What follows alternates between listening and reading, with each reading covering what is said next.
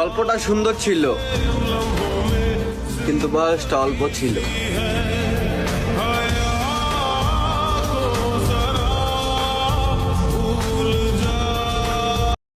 ऐसे क्यों देख रही हो मुझे?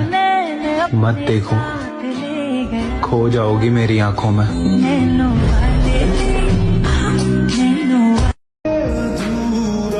যদি সুন্দর হইতাম তাইলে আমিও কারো প্রিয়জন হইতাম।